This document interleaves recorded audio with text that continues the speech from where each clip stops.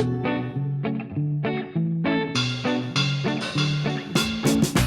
there, and welcome to another Eurogamer Newscast. My name is Tom Phillips, and joining me this week are Victoria Kennedy. Hey there. And Ishraq Subhan. Hello. And Eurogamer this week has just published its best games of 2022 so far list. So inspired by that, we're going to talk about some of the interesting games of 2022 that we've played so far here on the team. And kicking that off is Horizon Forbidden West, which came out a couple of months ago. God, this year is just so long already. Time has lost all meaning. Yeah, there was a lot of hype about it before it came out, a lot of marketing. Ishraq, you played it. What was your opinion of it, actually, first of all? Did you like it? So I did like it overall.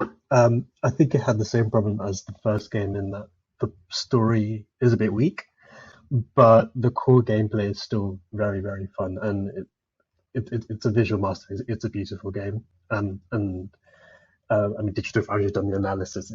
It's a spectacular game in terms of the technical feat they did. And the core gameplay is really fun. There's new machines. It's basically the first game, but bigger, better, a bit more dramatic. And also, I guess with every other program, Aloy has a glider now, so you can just glide everywhere, which just makes the game 10 times better. I know, it's an original idea, isn't it? But it seems to work quite well. So you mentioned the gameplay has improved, the visuals improved. I guess you played on PS5 and it looks lovely there. Without spoiling it, because obviously it's been out a couple of months, but there'll probably be people who still haven't finished it. Where do you think it sort of leaves the franchise as a whole? Because clearly this is a big deal for Sony, PlayStation. This is a big franchise now for them. Do you see more Horizon games in the future? I mean, to not spoil the story, they've definitely left room for another game. It will probably be the final game, given the way the story has come. But there's definitely, let's spoil a big existential thing that's going to happen. So there's definitely room for another game. So I think we'll have one more game, maybe by the end of this generation, maybe the next generation, we'll see. So there's definitely going to be a game. I don't think there'll be more than one game. So I think it will just be one more game. And then I think knowing Guerrilla, they'll probably move on to something else. Which I think is cool. Even further west. Yeah, move to Asia. Yeah, they can adapt some more cultures into their game, I guess, and see how that works. So, yeah, but you enjoyed it. You thought, was it what you wanted from a sequel? People have said it was like the same game as the first, but a bit better, a bit more. Would you have liked to see them do more in it?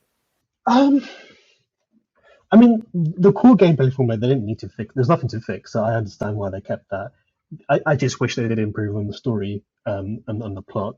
But it's not the end of the world. I also think the game would have been received a bit better if it didn't come out at not the same time, but around the same time as Elden Ring, which just destroyed anything in its path, which I think is unfortunate. I think if they did stick to their initial release date, which was I think the end of last year, which obviously if a game needs to be delayed, that's fair enough. It's better to release a game in a polished state than not.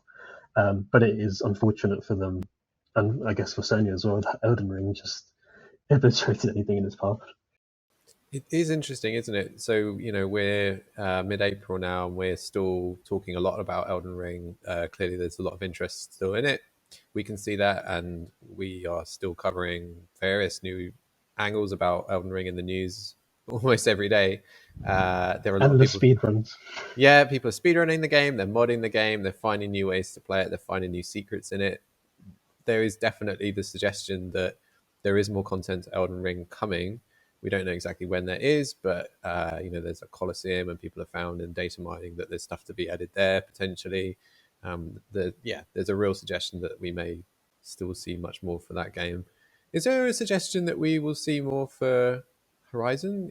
Sony's been quite quiet about it actually since it came out. I mean, there's precedent. In the first game, they did have the Frozen Wilds update, or DLC pack that came a few months after that game came out. So I expect there will be a surprise DLC update. I mean, Returnal just got an update, I think, a year since its release, right? So I think given that it's effectively Sony's like flagship game, other than Spider-Man, which is that coming out end of this year or is it next year? I can't remember now. Yeah, given that Horizon is still Sony's flagship game, I think we'll definitely see some new content sooner rather than later.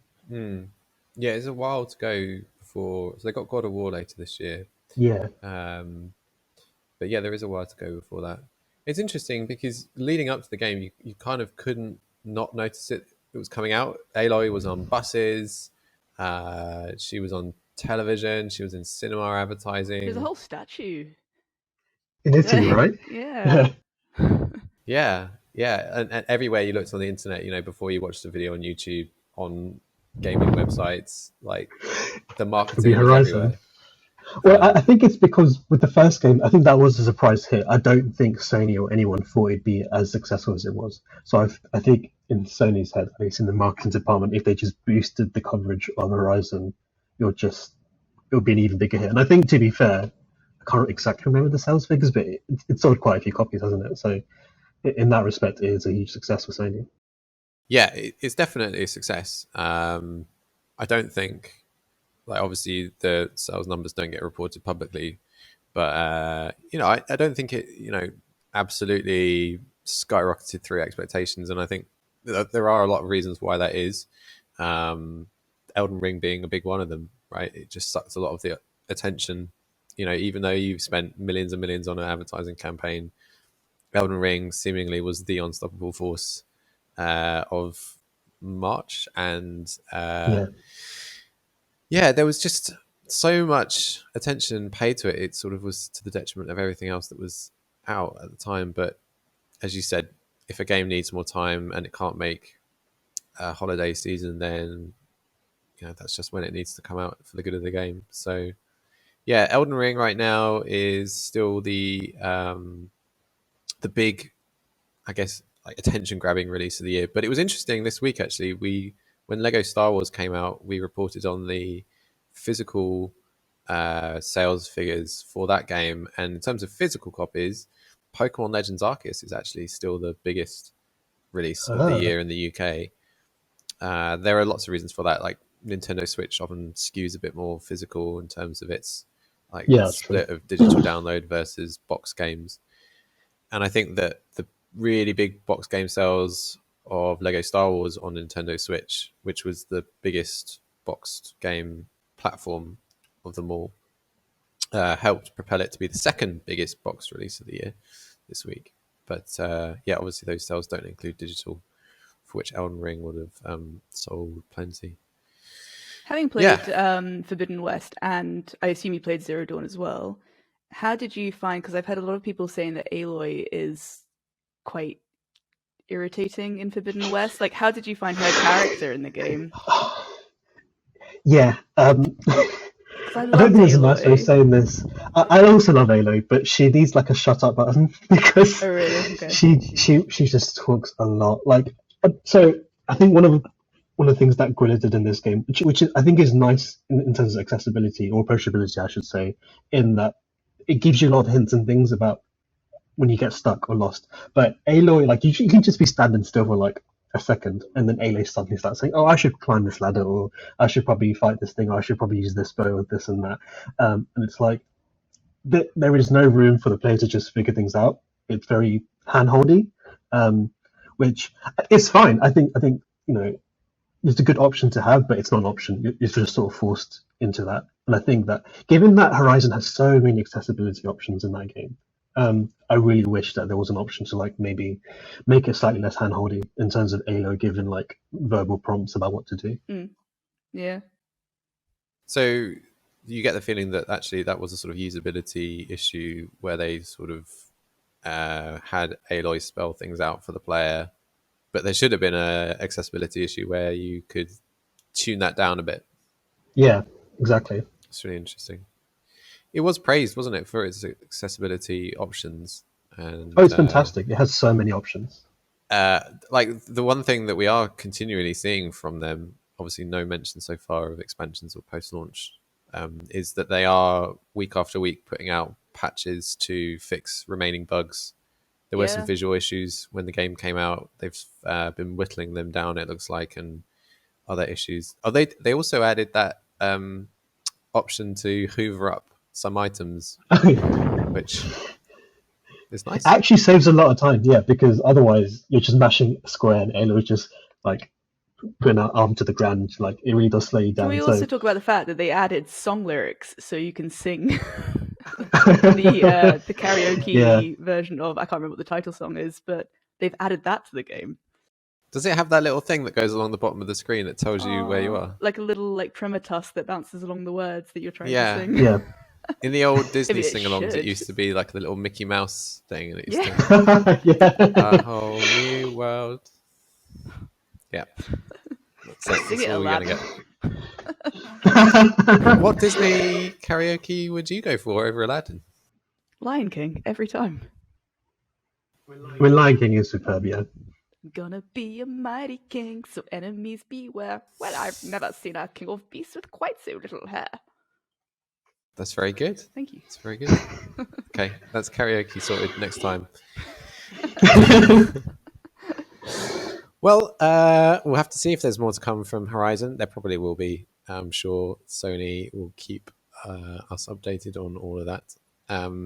Something I've been playing, which is not a new game, it's sort of a new update to it, obviously, is the most recent Fortnite season, which is very heavily themed around war. And I was thinking back over sort of the interesting things that I played, and I just think that the situation that new season launched in is really quite remarkable. It involves Epic Games donating $144 million to humanitarian aid in Ukraine, and kind of an example of how Epic Games is just the masters of not only like game design. I'm not going to bore you too much about what is actually in the new season, because I think like every new season of Fortnite brings these things.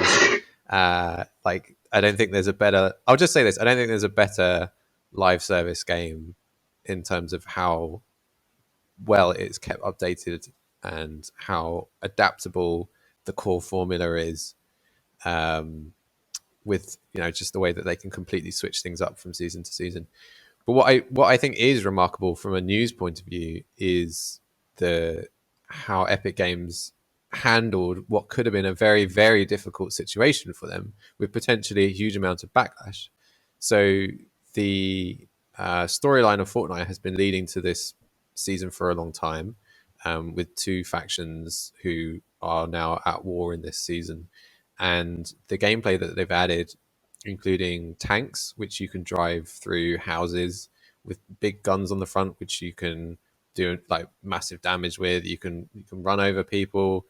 It's I would say probably the most military-esque feeling season that Fortnite has done, and we're like 20 seasons in at this point. Has it been that long? Yeah. Jesus. Yeah, Fortnite is 5 years old. Time flies. But this is the season that they've like narratively been working towards for a very long time. There's tie-in comics that are coming out, in a few months with sort of more detail on this season. The character arcs and the story progression has been moving towards this moment for months, if not years. Epic Games has this production line of Fortnite seasonal content now, which works months and months in advance to get everything to just go live like magically. Their thing is that things just happen in the game. They don't really talk about it that much outside of it. They just want things to appear and people to find and enjoy that stuff by themselves. It's like that, you go around Disneyland and one day there's like a whole new area of the park. Like, they just want it to appear and they don't really want to talk about how it was made. It's just sort of magically happened. So yeah, like clearly they were working on this big war theme season for months and months and months, and then like the lead up for me anyway to the war in Ukraine was something that really only I was watching on the news for like a few weeks before the invasion began.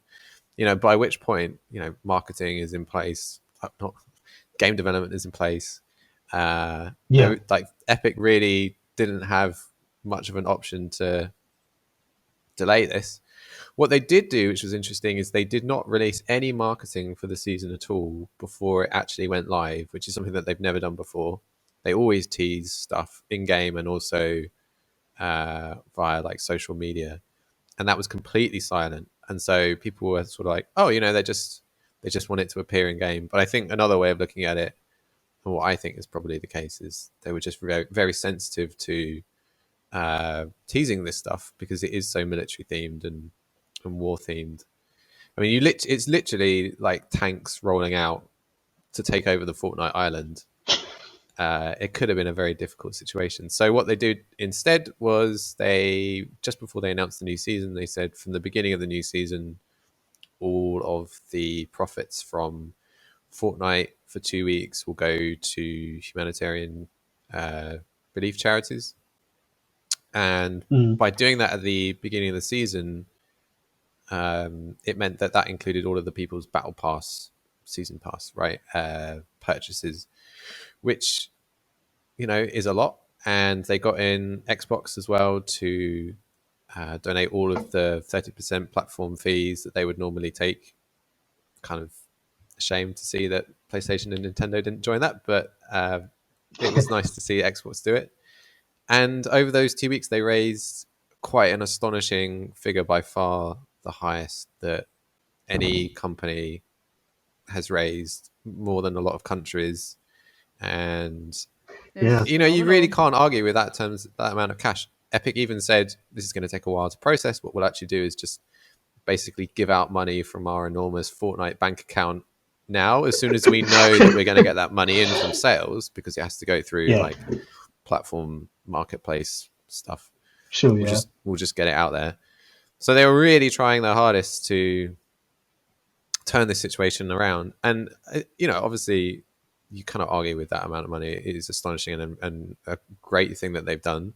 I think it's also fair to acknowledge that there is another way of looking at this, which is, it definitely provided them with some positive publicity at a difficult time with the Ukraine war, and right before they did their big Unreal Engine showcase as well.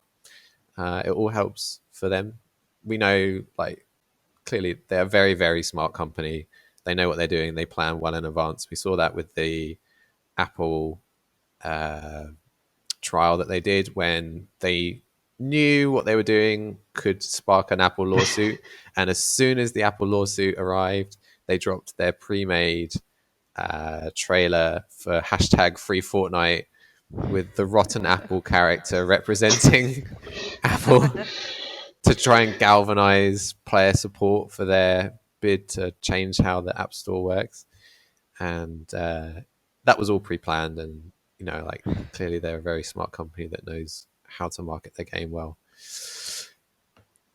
So yeah, I just thought it was sort of a fascinating example of how to turn a potential PR disaster into what has turned out to be a huge success. I don't know if they had a number in mind for what they were expecting in terms of Battle Pass sales. This season has also been really interesting because they've ditched building, which has made it appeal to a lot more people. They did release a couple of high-profile things into the item shop during that time. The assassin stuff came just afterwards, so they wouldn't have got the profits from that. But they did a Mary Jane from Spider-Man skin, and obviously the battle pass is the main thing. Doctor Strange is front and center in that. People will buy it just to get him. So do you reckon they got more battle pass subscriptions this time because people were like, well, I'm doing it for charity, and then by extension that will just kind of continue on to a love of Fortnite? Like, do you think they not oversold, but like, do you think they sold more battle passes for this point than they do normally? I wouldn't have said that they would have sold that many more battle passes than they normally would, just because if you do play Fortnite, the most interesting time to play is, what's changed on the island? What are the new mechanics, weapons, locations this season? You log in and you play from the off. And then because you want to be earning battle pass levels as soon as you can. It doesn't make any sense to not buy the battle pass at the beginning of the season. Like, it just doesn't make sense to buy it midway through the season, because you'll have wasted all of that gameplay time not earning rewards on it. What I do think that may have prompted a few more sales is, if you were to want to stock up on V-Bucks, the game's in-game currency, you might consider, I probably will spend this money down the line. Little Timmy has his birthday coming up. I was going to get him a 50 quid V-Bucks gift card. I'll make sure I do it in the next couple of weeks. And then by doing it within this time frame rather than further down the line, then at least that money will go to Ukraine now. So that may have helped. I think, going back to talking about how much this was a positive marketing beat for Epic Games, I'm not saying that's the reason that they did it, but I think by it happening, it just is. You cannot stop. You cannot do anything but stop and stare at, like, the fact that this game has made 144 million, excluding PlayStation and Nintendo platform fees, in 2 weeks. Like, Fortnite, we say, like, oh yeah, it's been around 5 years. It's been around 5 years, and it's still making enormous amounts of money, churning out the numbers, because people are still playing it. And the launch of the no build battle royale mode has seemingly rejuvenated the game again. I know several people who are back into it now who were lapsed because building wasn't for them, and absolutely fair. Yeah, same with me. I honestly think this season is one of the best in a very long time. I think it's a lot of fun, but I won't go any more into that. It is striking to see how much momentum Fortnite still has after all these years. I couldn't tell you, like, if you told me 5 years ago, oh yeah, Fortnite would still be like the biggest news story in gaming, I'm like, what world do you live in? But yeah, it's probably the only successful live service game right now. Yeah. Like, one of our biggest news stories last month, for the month of March, was the no build being a permanent thing, and I think that just shows how big a deal it can be. And then we're always covering in news the latest thing to come to Fortnite. We just did a story this week about some of the stuff that's earmarked for next season. Darth Vader, because the Obi-Wan Kenobi show is coming up on Disney Plus, so that kind of makes sense, I suppose. But yeah, it continually finds ways to reinvent itself and stay relevant, like up to and including ditching one of its core gameplay mechanics if it feels like some people would prefer that it doesn't have it in, just have it as an option. So yeah, I am always fascinated by Fortnite. I understand it's not everyone's cup of tea, but at the same time, I think you can't ignore it, and it's just this force in games that is always interesting to see what they're up to. Right, that's enough about Fortnite. But there is a link, because obviously leading up to the Unreal Engine showcase, we were wondering what might be announced in it, and we thought that there might be some Fortnite stuff in there. And actually what we got from the Unreal Engine showcase, the most exciting thing, I think, is that Crystal Dynamics said it was making a new Tomb Raider game in Unreal Engine 5. And not because of that, but related. Victoria, you've been playing the Tomb Raider game. No, you haven't. You've been playing Uncharted. I haven't. I'm really sorry. Uncharted. I do this again. I get them confused. I have played the Tomb Raider game, so I can talk about that if you want, but I have been playing Uncharted more recently. What would you like me to talk about? You've been playing Uncharted yes. this year, which is sort of like, it's like the male version of Lara Croft. I mean, they did call it Dude Raider whenever they were first teasing Drake's Fortune, because everyone's like, it is basally Lara Croft but male. So that they're... I had no idea that was a thing. They called it Dude Raider, and there was a little, in the PS5, the Astrobot, how they had all the Easter eggs. Yeah. In one point, if you go climb a certain bit, you'll see little Astrobots playing Dude Raider, and it's a little nod to the fact that that's what they dubbed Uncharted back in the day. There is another link as well with Fortnite, which is that another thing that's rumored to come to Fortnite next season is Indiana Jones, who arguably was the original Dude Raider.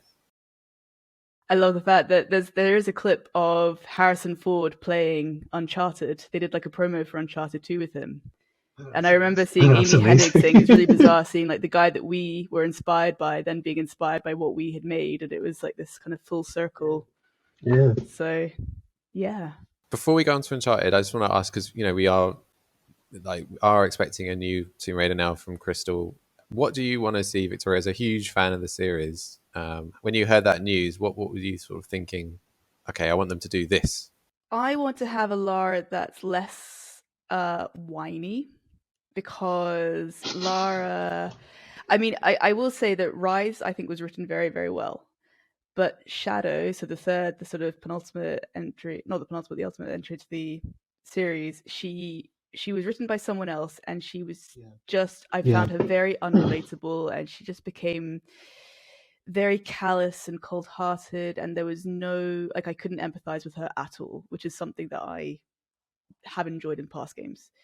So I would like to see a Lara that is obviously still like amazing and can kick ass, but a bit more human again. Also, Lara on a motorbike. So, and seeing as that Days Gone guy has just moved to Crystal Dynamics, that's just so a job just making the motorbike. That's a very good point. There you go. Anyway, Uncharted. You've been playing that. I have been. Nathan Drake rides a motorbike at some point, doesn't he? He does. I've actually been playing Lost Legacy, though, and Nathan Drake's not in that at all. And the reason I started Lost Legacy again is because it was re-released on the PS5 with Uncharted 4. But I like the fact that Lost Legacy, I mean, I could fit that in a little bit more easily into my evenings because it's a much shorter, more digestible adventure romp.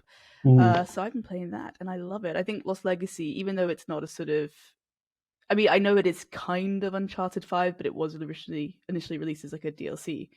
But I still think it's one of the best ones in the series, personally. And I think Chloe Fraser and Nadine Ross, like, when you see their kind of characters develop throughout that story, I think it's so well written and it's so good. And I thought they were fantastic.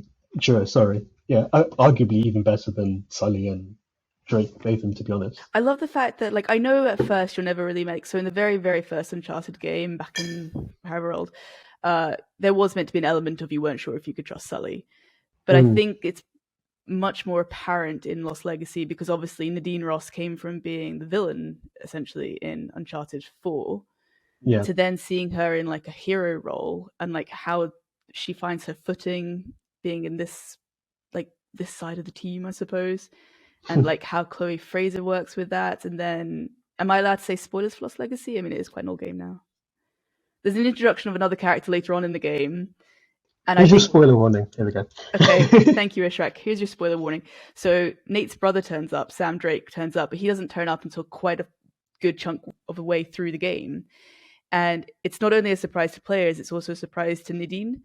And I think then seeing how that dynamic then shifts when they become a 3 and like the trust issues are there again, I think it's really, really well executed throughout that fairly short game. So I think that's brilliant. It's kind of a showcase for Uncharted being a wider thing that doesn't have to rely on Nathan Drake. Yeah, definitely. I mean, they really carried the story without him. I think he got like a brief offhand mention in like one of the little, like when you're driving around the Western Ghats in the car, they like Nadine and Chloe talk, and I think that he is mentioned. Oh, he's mentioned. He is mentioned. But yeah, he's not at all pivotal to the character development or the crux of the story, and it works well. Where would you like to see Uncharted go with other non-Nathan Drake characters? Are there any others that you would like to see get their own game? See, I've seen a lot of people talking about Cassie, who is Drake and Elena's daughter. She pops up in the sort of epilogue of Uncharted 4. I'm not sure I would want that, though, because she is a young girl, and I think, you know, the whole premise of Uncharted 4 was Nathan and Elena kind of not outgrowing their adventure lifestyle, but like adapting it to be a little bit more legal. And I think a little bit more realistic, where you're not actually hanging out of a cargo plane. Yes, but you're not like manslaughter central. So I think it would almost be a bit of a shame if then Cassie did become that, because I'm sure that her parents wouldn't approve.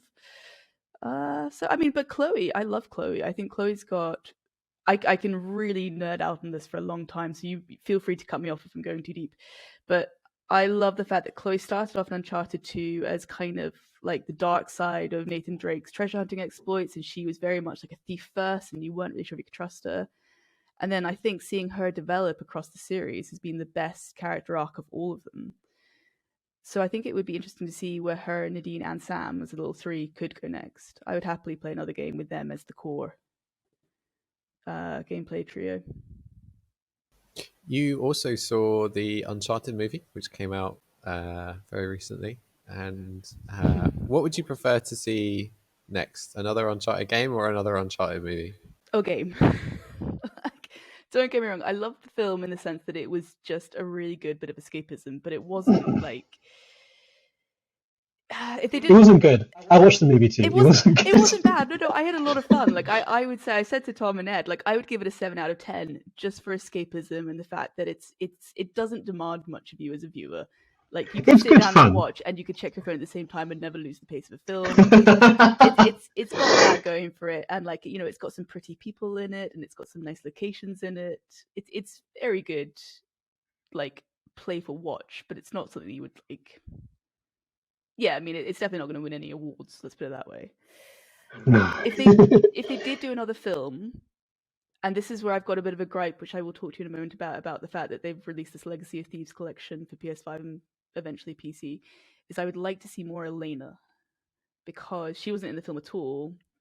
And in the games that they have released for the new gen and eventually PC, she's not really featured at all, and I think that's a real big misstep. And I could go on a little rant about that as well if you want. Maybe it's going to be the focus of a future game. We don't know what they're doing in terms of Uncharted. I think it's a shame, and I don't know how you guys feel about this, but obviously, so I mean, I know it's not released yet, but Uncharted 4 and Lost Legacy are both due to come to PC, which they're, in theory, will get this whole new audience into Uncharted who haven't played it before because they've not been PlayStation gamers. But then they're missing out the first 3 games, which is like your introduction to Drake, your introduction to Sully, your introduction to Elena. And I think they've missed a trick by not also getting those 3 games onto PC, because that is the sort of series' jumping board. And maybe they feel that those are too old-fashioned, like that's not what they want the Naughty Dog brand to represent these days, because obviously they are older games now. Or maybe they're working on a super duper trilogy version of those to come down the line. I wouldn't be surprised if they remake the franchise. I mean, I think there's still rumors that they're remaking The Last of Us, aren't they? Yeah. Well, at least Sony is. Yeah, true. But then again, I think that makes more sense for them as sort of what the Naughty Dog brand means now. Like the first The Last of Us is a very modern game, dark, realistic, gritty. I think to remake those original 3 Uncharted games, you're almost they're just a bit like not just graphically, technically old now. I think like narratively, I'm not sure that you would make those games today. You kind of have the same conversations around Tomb Raider, where like what you want to do is go off to a foreign land and you pillage and kill people. Yeah, there's that. There's like how much are you humanizing violence when you're trying to the phrase ludonarrative dissonance has been said too many times, but the whole point of the reboot Tomb Raider trilogy was to move a little bit closer to a more human protagonist rather than just someone who mows down people and or T-Rexes as the need arises. And those poor endangered animals. Yeah. Just plows through.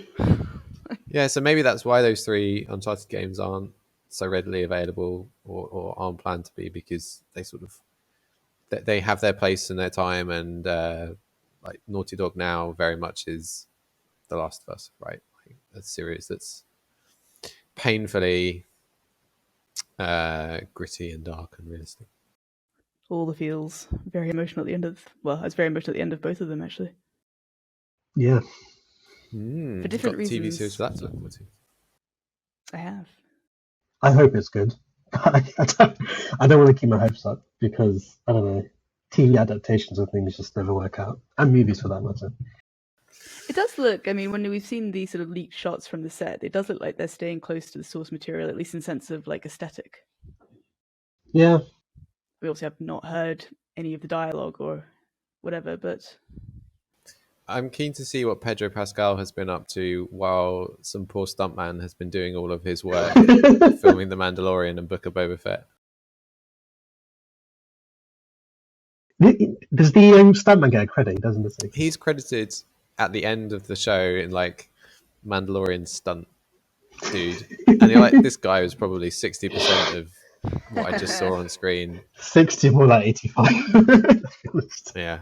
Anyway, let's not get into ranting about Star Wars. We could be here all day about that. Thank you for joining us for our sort of retrospective of this first quarter of the year and some of the interesting games that have sparked debate and news stories. We'll be back next week. And until then, I've been Tom Phillips, and my Twitter handle is TomPhillipsEG. Victoria? Thanks. My Twitter handle is Lil Chop Shop Gal, and I totally forgot it for a moment. And Ishraq. Find me on Twitter, it's Ishraq, ISHRXQ with an underscore. Very easy. Awesome. All right, guys. Thanks for watching. We'll see you next time. Bye.